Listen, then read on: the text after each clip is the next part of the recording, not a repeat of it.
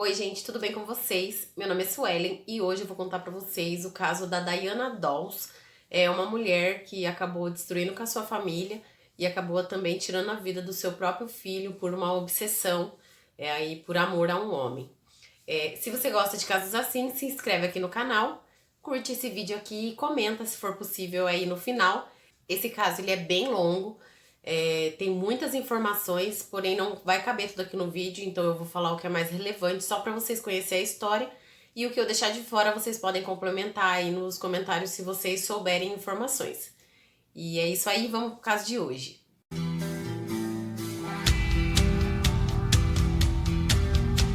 Detalhe, o nome dela se escreve assim, mas eu vou pronunciar como se fosse Daiane, tá? Que pra mim é mais fácil, eu não acabo confundindo e eu acredito que a pronúncia seja mais parecida com Daiane do que Diane. Então, bora lá.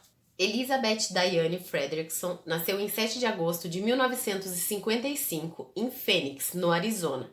Ela era filha de Willa e Wes Fredrickson. O pai da Diana supostamente pode ter abusado dela quando ela tinha 11 anos de idade.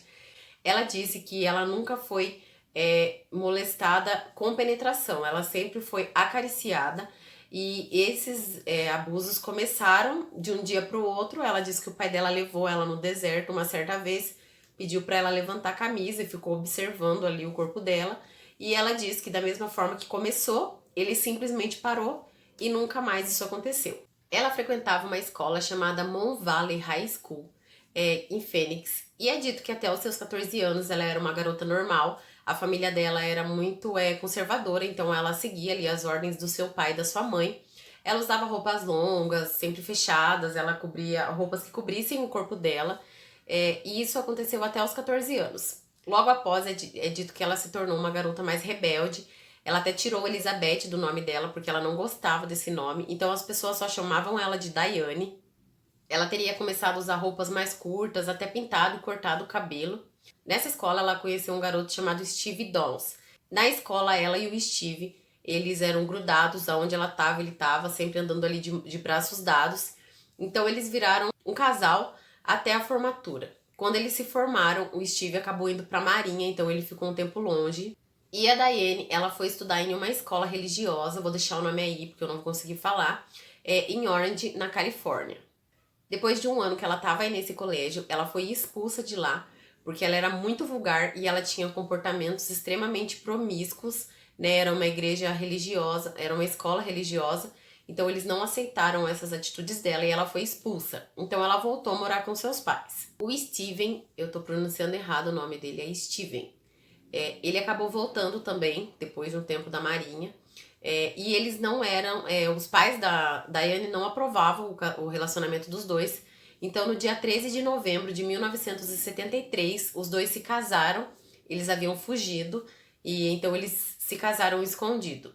O casamento dos dois não era um mar de rosas. Ela dava ali ainda as puladas de cerca dela depois de um tempo, né? E ele também não era muito santo, mas não acontecia nada de grave, assim, violências graves entre os dois. A Diane deu à luz a seu primeiro filho, que se chamou Christiane, em 1974. O seu segundo filho, Cheryl Lynn, nasceu em 1976. E apesar do Steven ele ter feito uma vasectomia, ela engravidou novamente e esse filho ela acabou fazendo um aborto. Bom, eles acabaram se mudando então para o Arizona no ano de 1978 e os dois entraram trabalhar junto numa empresa de manufatura de casas móveis. Eles trabalhavam juntos então nessa empresa. Nessa empresa, a Diane acabou tendo casos com amigos ali de trabalho dela. Então, ela teve o seu terceiro filho, que se chamava Stephen Daniel Dawes. O seu marido sabia que o filho não era dele, mas ele aceitou a criança. Mesmo ele tendo aceitado, no ano de 1980, os dois se divorciaram. Devido a crises financeiras, o casamento dos dois já não era lá aquelas coisas, então eles acabaram se separando. A Diane teve vários outros casos com seus colegas de trabalho e ela até teria tentado voltar com o Steven, mas ele não quis mais, então cada um foi viver a sua vida. Ela não tinha nenhuma fonte de renda, então ela decidiu ser barriga de aluguel. Ela teria que ir em alguma clínica fazer testes E o resultado desses testes confirmaram que ela era extremamente inteligente, porém ela era psicótica. Então ela acabou não tendo nenhum resultado positivo para poder ser barriga de aluguel. No ano de 1981, ela começou a trabalhar nos Correios dos Estados Unidos. E as crianças, elas ficavam um pouco jogadas, elas ficavam um pouco com o Steven. O Daniel, seu último filho, ele também tinha o pai dele, né? Por mais que o Steven tenha aceitado a criança, ele chegou a conhecer o seu pai biológico. Então ficava um pouco com ele, um pouco com ela e um pouco com o primeiro marido dela. Alguns vizinhos dela relatou que quando ela ficava com essas crianças, quando era a vez dela de ficar com as crianças, eles não achavam que ela cuidava bem das crianças e elas eram um pouco maltratadas. No final de 1981, ela acabou conseguindo aí um trabalho de barriga de aluguel. Em 8 de maio de 1982, ela deu à luz a uma menina, que logo depois do parto foi entregue então, né, para os seus pais. Depois de um tempo de trabalho, ali a Diana ela começou a ter um caso com um colega dela de trabalho chamado Robert Knickerbocker. O Robert ele era chamado de Nick e é assim que eu vou chamar também, que é mais fácil.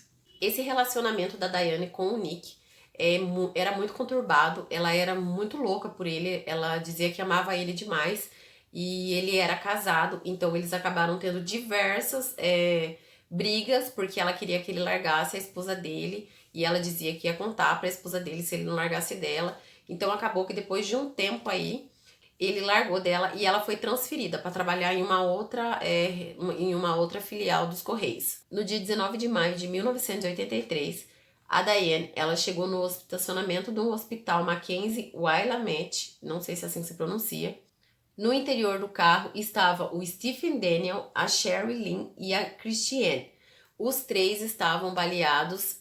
A Diane também estava machucada, ela estava baleada no seu braço esquerdo, no antebraço esquerdo. A sua filha Cheryl, ela acabou falecendo logo que eles chegaram no hospital. Em algumas matérias fala que ela já chegou morta e em algumas diz que os médicos tentaram ainda bastante ali salvar a vida dela, mas eles não conseguiram. Depois de um tempo então, a Diane ela foi avisada que seus 2 filhos eles estavam vivos. A sua filha Christiane, ela teria sofrido até um derrame em decorrência de um tiro e o Stephen Daniel provavelmente ficaria paraplégico. Quando os médicos deram então essas notícias para ela sobre seus 2 filhos e ela ficou sabendo que o Stephen Daniel não tinha morrido, ela dito que a atitude dela foi muito estranha. Ela virou assim pro médico e falou assim: "Nossa, você quer dizer que o tiro não acertou no coração dele? Caramba!" Essa teria sido a reação dela e isso já deixou o médico assustado, achou super estranho, porque não é o que uma mãe ia estar preocupada, né? Eles começaram então a investigar ali no hospital, já fizeram algumas perguntas para ela. E eles estavam já ali no hospital achando toda aquela situação muito estranha. Eles não entendiam como ela podia estar tão calma, sendo que um filho dela, infelizmente, tinha falecido e haviam outros 2 extremamente machucados. As suspeitas deles aumentaram ainda mais quando a Diane ela foi ver a filha dela, a Christy. É dito que quando ela entrou na sala, os olhos da menina, né, que não tinha como falar por causa do derrame, a fala dela foi muito prejudicada e ela tava ali com tubos, né, de respiração. É dito que ela ficou com os olhos agitados, os batimentos cardíacos dela pularam, começaram a bater muito rápido o coração dela e isso já foi um alerta porque ela estava demonstrando, nos olhos dela, ali na face dela, demonstrava medo. A Diane chegou perto dela, passou a mão na cabeça dela, disse que amava muito ela. Isso daí foi um alerta muito grande para os investigadores e para os médicos que estavam ali presentes.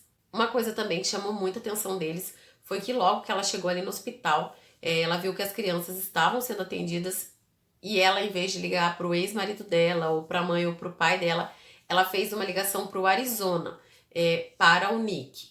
Quando os detetives eles perguntaram para a Diane o que teria acontecido, ela disse que ela tinha jantado com seus filhos, uma breve refeição, e ela teria ido na casa de uma amiga dela, porque essa amiga dela, alguns dias antes no trabalho, teria dito para ela que estava interessada em comprar um cavalo, e ela viu ali um anúncio de alguns cavalos ali que estavam, acho que para alugar ou para vender, e ela teria decidido então levar esse anúncio para a amiga dela. Ela disse então que quando ela estava voltando para casa, ela achou interessante passear com as crianças numa estrada assim meio que afastada, que seria no meio de um campo.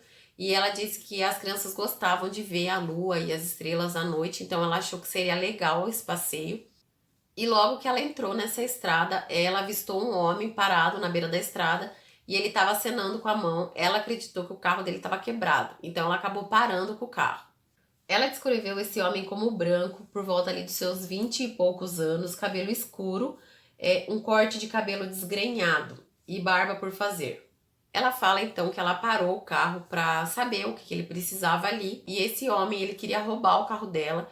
Então ela não quis entregar o carro, ela acabou tentando empurrar ele, acho que com a porta do carro, alguma coisa assim. E quando ele não conseguiu que ela entregasse o carro, como atitude de retaliação, ele teria se enfiado ali pela janela do motorista e atirado na família dela. No caso, nas 3 crianças e nela também. Ela disse que ele atirou no braço dela quando ela foi tentar pegar a chave para poder ligar o carro para sair.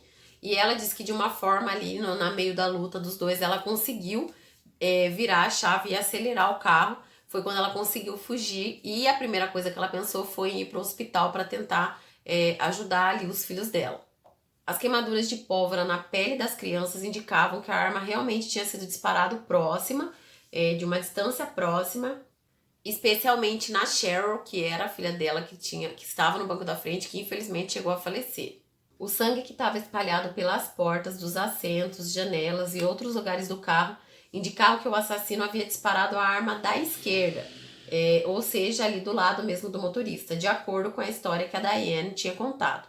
Quando ela estava fazendo esse relato para um detetive chamado Dick Tracy, é dito que ele já ali achou muito estranho, porque normalmente ele fala que é o lugar que o tiro acertou nela, ali no antebraço esquerdo dela. É o lugar mais escolhido para alguém que quer fazer um ferimento ali, um autoferimento para fingir que foi feito por outra pessoa.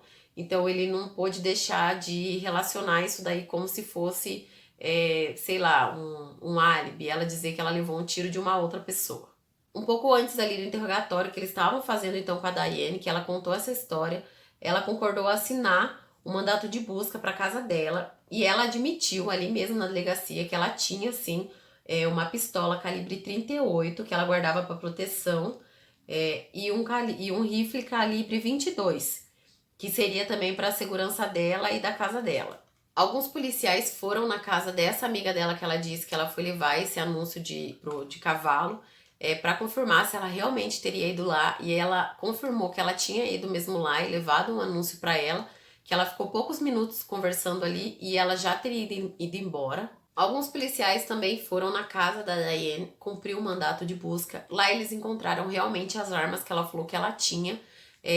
Uma estava guardada em uma caixa onde ela mesma indicou para a polícia que estaria, e uma outra estava até empoeirada, guardada, e eles encontraram também um saco de balas calibre 22. Essas armas que foram encontradas na casa dela, depois foi provado que não era a arma que teria atingido, né, as crianças. Depois de uma altura aí, gente, teve muita coisa em volta dessa investigação, mas eu não tenho como entrar em detalhe, então eu vou trazer alguns pontos assim mais importantes para vocês entenderem mais ou menos. Na casa da Diane, eles encontraram também um diário onde ela se mostrava ali extremamente obcecada pelo Nick, que era aquele amigo dela de trabalho que ela teve um caso. Ela tinha páginas e páginas declarando o amor dela.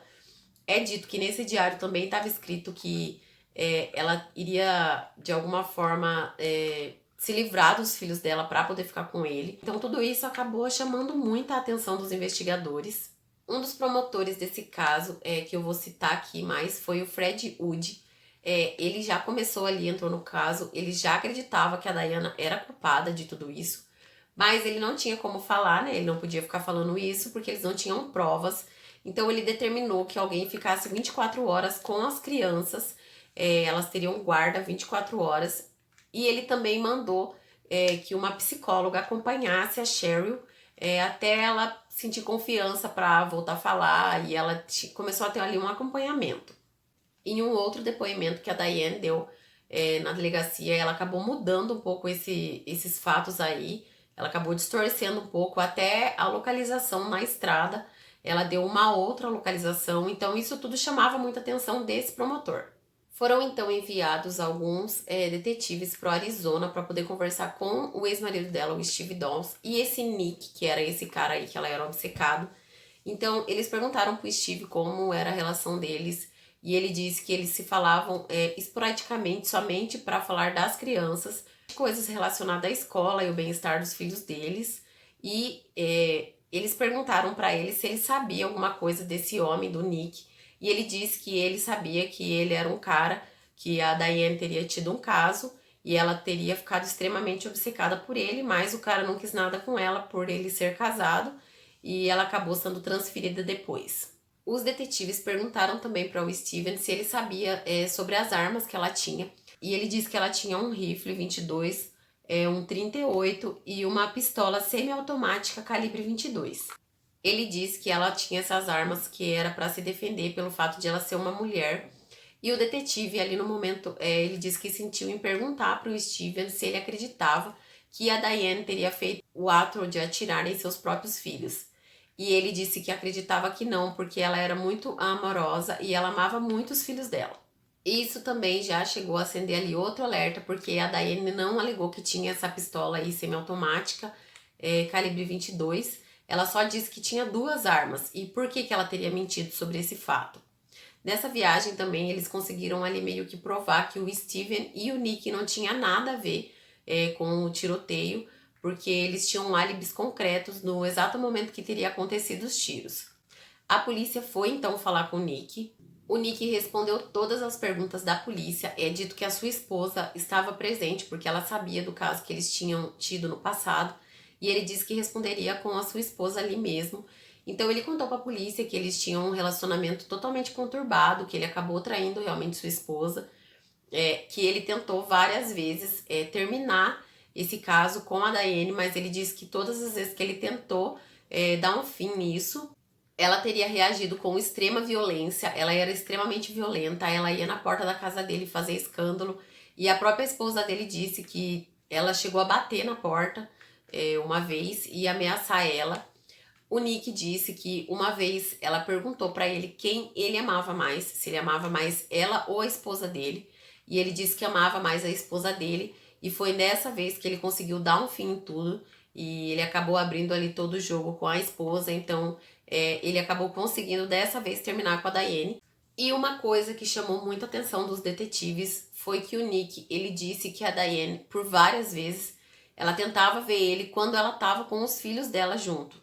E ele teria dito para ela que ele nunca veria ela enquanto ela estivesse com as crianças.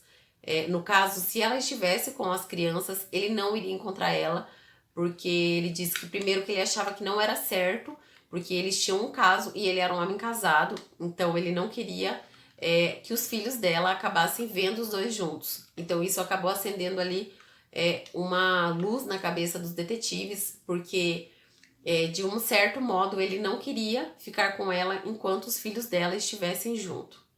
A Diane, ela continuou a enviar cartas para o Nick mesmo depois que ela foi transferida, e ela continuava a enviar cartas para ele. E como eu disse no diário, haviam muitas coisas, declarações assim extremamente malucas, e ali a polícia percebeu que ela tinha um motivo para não querer os filhos dela perto, que era ficar com o Nick, esse homem que ela era extremamente obcecado. A Diane, ela continuava negando que ela tinha essa arma, essa pistola aí, semiautomática, e a polícia acreditava que era uma arma assim, desse calibre, igual essa pistola. Não entendo de arma, mas era uma pistola igual essa, a arma que teria sido usada para atingir as crianças. Ela continuava negando que ela tinha, mas qual seria o motivo do Steven em dizer que ela tinha, e se ela não tivesse realmente essa arma? Porém, ali eles sabiam que eles não conseguiriam condenar ela, porque mesmo com todas essas provas aí meio que circunstanciais, eles não tinham a arma do crime, não tinham o revólver. Eles até chegaram a vasculhar um lago que tinha ali perto dessa estrada, que ela disse que ela foi atacada, mas eles não encontraram nada. Uma coisa também que entrou em conflito com o depoimento dela, ela disse que quando as crianças foram atingidas, ela foi voando, ela foi dirigindo extremamente rápido, acelerou o carro e só foi lembrar que quando chegou no hospital.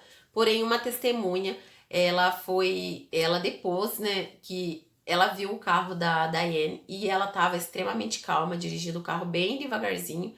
Então foi uma coisa que também entrou em conflito com o depoimento dela e deixou eles mais ainda acreditando que realmente ela seria a autora desses crimes. No julgamento, várias pessoas acabaram testemunhando então contra a Diane, até as pessoas do próprio hospital. Uma enfermeira chamada Rosie Martin, ela disse que achava as atitudes que a Diane tomava ali, que ela estava, o jeito que ela estava no hospital muito estranho. Ela disse que ela perguntou em um momento para essa enfermeira como estavam as crianças e a enfermeira disse que os médicos estavam cuidando delas e ela teria rido e falado assim, só o melhor para os meus filhos. E ela riu novamente e é dito que ela falou assim, eu tenho um bom seguro médico, eu tenho um bom seguro médico. Então ela achava essas atitudes estranhas. A Diane em nenhum momento ela chorava ou estava em prantos ou extremamente nervosa pelo fato dos filhos dela estarem ali baleados. O Dr. John Mack, que também estava ali encarregado pelo pronto-socorro na noite que a Diane aconteceu de chegar lá, ele disse a mesma coisa, que ela estava extremamente calma. Nas palavras dele, ele disse assim, ela estava extremamente composta, ela estava incrivelmente composta. Eu não conseguia acreditar que ela era um membro da família. Não houve lágrimas, nenhuma descrença. Em nenhum momento eu vi ela pensar, por que isso aconteceu comigo? Ele diz que os ferimentos das crianças eram extremamente graves a hora que elas chegaram e até pelo fato da filha dela ter falecido, porque ela teve uma filha que infelizmente perdeu a vida e ela era uma pessoa muito calma. Uma mulher também chamada Carlin Elbridge, ela era técnica em raio-x e uma coisa que ela disse foi que o que chamou muita atenção dela foi que a Diane, ela estava preocupada porque a maquiagem dela estava borrada. Então, ela teria reclamado que as pessoas iam ver ela feia, porque ela estava com a maquiagem mal feita. Como eu disse, foram várias pessoas que acabaram falando ali no julgamento, prestaram ali seus testemunhos dessa noite totalmente louca, mas a testemunha que realmente acabou condenando a Diane foi a sua própria filha. A Christy, ela teve meses de terapia física e mental. Como eu disse, ela teve um derrame, então ela teve a fala dela muito prejudicada e acabou que isso foi o que de fato ali fez as pessoas acreditarem que realmente era a Diane que tinha atirado nelas. Então ela disse para as pessoas que eles estavam vindo na estrada e a Diane simplesmente parou o carro, então ela atirou na sua irmã que estava na frente e se virou para trás e atirou nela e no irmão dela. Ela também disse para o júri que ela tinha muito medo da mãe dela nas visitas que a mãe dela acabou fazendo ali para ela no hospital nos primeiros dias, porque depois de um tempo a Diane ela foi impedida de visitar as crianças, mas ela disse que tinha muito medo de a mãe dela fazer alguma coisa para ela ali no próprio hospital. Então, como eu disse, esse foi o depoimento peça-chave para ela ser condenada como culpada. Em junho de 1984, o juiz leu em voz alta o veredito unânime do júri. Culpada de tentativa de homicídio em primeiro grau, culpada de uma segunda acusação de tentativa de homicídio em primeiro grau, culpada de agressão de primeiro grau e culpada de outra acusação de agressão de primeiro grau, culpada de homicídio. A Diane Dawes, ela foi considerada culpada de todas as acusações que foi apresentada ali contra ela, e ela acabou pegando prisão perpétua, foi condenada a mais de 50 anos de cadeia. Foram feitos testes psiquiátricos nela e ela foi considerada narcisista e que ela tinha transtornos de personalidade antissocial. O promotor do caso, Fred Wood, que foi o promotor que eu citei já aqui no vídeo, ele acabou que no final do caso, ali depois acho que de 1 ou 2 anos, ele adotou os 2 filhos da Diane. Então ele virou o pai dessas crianças. Se você acha que acabou para a história da Diane, engano seu, porque no julgamento ela estava grávida. Acho que 1 mês depois do julgamento ela ganhou um bebê, ela estava grávida. Ela usou essa gravidez ali para tentar comover o júri também. E 1 mês depois ali do julgamento ela teve uma bebê que ela chamou de Amy. A Amy, ela inicialmente ficou sob a custódia do estado do Oregon e depois ela foi adotada. Ela foi renomeada como Rebecca Babdock, que eles chamam de Beck. A Beck, ela chegou a aparecer depois de grande já no programa da Oprah e ela disse que a mãe dela não queria contar para ela quem era a mãe dela biológica. A mãe dela sempre soltava assim alguns fatos só, mas nunca do que teria acontecido nessa noite trágica aí. Porém, a mãe dela disse para ela que foi escrito um livro a respeito da mãe dela e ela acabou tapeando uma babá que ela tinha na época e a babá acabou contando o nome desse livro. Então ela foi a uma livraria e ela acabou lendo todo esse livro. Esse livro ele acabou sendo escrito pela autora Anne Hulley, acredito que é assim também que se fala o nome dela, e ele se chama Small Sacrifice. E ele foi publicado em 1987.